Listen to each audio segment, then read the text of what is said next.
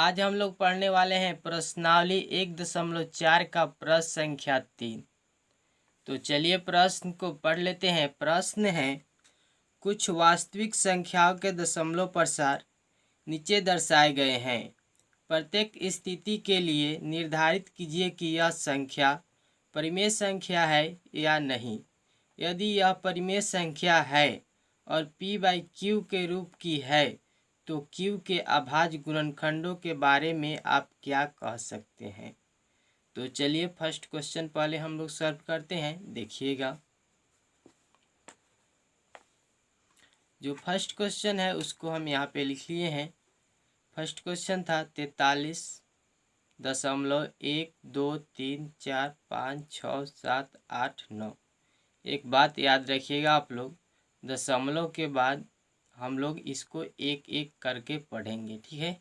नहीं तो अगर 12 इस तरह से, 34 इस तरह से अगर हम लोग करके पढ़ते हैं तो यह गलत हो जाएगा, ठीक है। दशमलव के बाद एक एक करके पढ़ा जाता है। तो इस संख्या को हम यहाँ पर लिख लिए। अब यहाँ से हम दशमलव को हटा रहे हैं, ठीक। जब हम दशमलव को यहाँ से हटाएंगे तो इस संख्या के बट्टा में एक आ जाएगा, ठीक है। और राइट साइड में जितना भी डिजिट है उतना जीरो आ जाएगा। यानी कि चलिए इस डिजिट को हम लोग गिन लेते हैं। 1 2 3 4 5 6 7 8 9। 9 ठो डिजिट है तो हम लोग यहाँ पे 9 जीरो बैठा लेंगे। तो 9 जीरो यहाँ पे हम लोग बैठा लेते हैं। देखिएगा 4 5 6 7 8 और 9, यहाँ तक हम लोग कर लिए हैं, ठीक है। आगे हम लोग पढ़ते हैं। यहाँ से देखिएगा दशमलव तो उड़ गया है, तो हम लोग यहाँ पे लिख सकते हैं 43 12 34 और फिर 56 78 और 9, ठीक है। उसके बाद बट्टा में ये जितना है उतना आप लिख सकते हैं। नहीं तो हम यहाँ पर क्या कितना है, 1 और 9 ठो जीरो, तो हम यहाँ 10 का पावर 9 भी लिख सकते हैं, ठीक है। और आगे बढ़ते हैं, देखिएगा 43 1 2 3 4 5 6 7 8 9। यहाँ पे देख सकते हैं दशमलव हट गया है, तो आप किसी प्रकार से भी पढ़ सकते हैं, कोई दिक्कत नहीं है। उसके बाद इसको हम लिख सकते हैं 2 गुना 5 और इस पूरे का पावर 9, क्योंकि फिर अगर हम लोग गुना करते हैं तो 5 दूना 10, फिर इतना ही आएगा और इस पूरे का पावर 9 है, ठीक है। तो यहाँ पर भी 9 है, आप देख सकते हैं। चलिए आगे बढ़ते हैं। फिर हम यहाँ पे लिखते हैं 4 3 1 2 3 4 5 6 7 8 और 9। उसके बाद फिर इस 2 का पावर हम 9 कर सकते हैं और 5 का ही पावर 9 कर सकते हैं। यानी कि जब इस कोष्ठ को हम हटा रहे हैं तो 2 का पावर 9 गुने 5 का भी पावर 9, इस प्रकार से हम लिख सकते हैं। तो आप यहाँ पे देख सकते हैं 2 गुना 5 के रूप में है। पावर कुछ भी हो फर्क नहीं पड़ता है। जब 2 गुने 5 के रूप में हो तो यह क्या होता है, शांत होता है।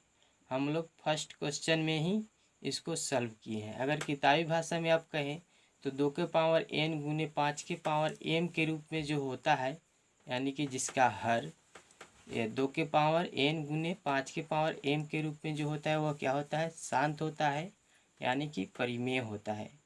तो क्वेश्चन में पूछ रहा था तो q के अभाज्य गुणनखंडों के बारे में आप क्या कह सकते हैं। तो चलिए देखिएगा, हम लोग यहाँ पे लिख सकते हैं, यहाँ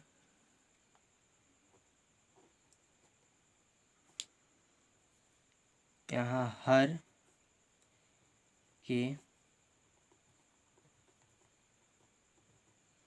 अभाज्य गुणनखंड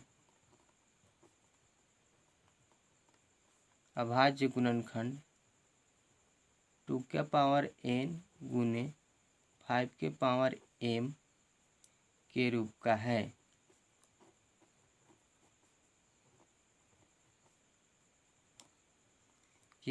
है। ठीक है। तो आप इस प्रकार से सॉल्व कर सकते हैं। चलिए अगला क्वेश्चन हम लोग देखते हैं। देखिएगा अगला क्वेश्चन है 0.12 फिर 0 1 2 फिर 0 0 1 2 फिर 0 1 2 फिर 4 ठो 0 फिर इस तरह से बढ़ते चला जाएगा।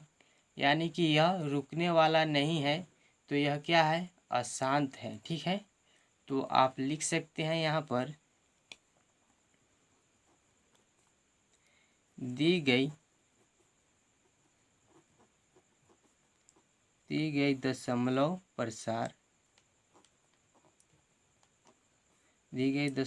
प्रसार की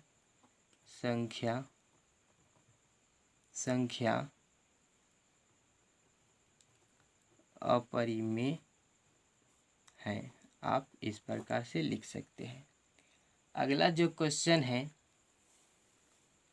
वह है 43.123456789 और इसके ऊपर जो है क्या है, रेकरिंग है, यानी कि यह बार बार आएगा, यह रुकने वाला नहीं है, बार बार आएगा। तो आप यहाँ पे लिख सकते हैं यह अशांत आवृत्ति है।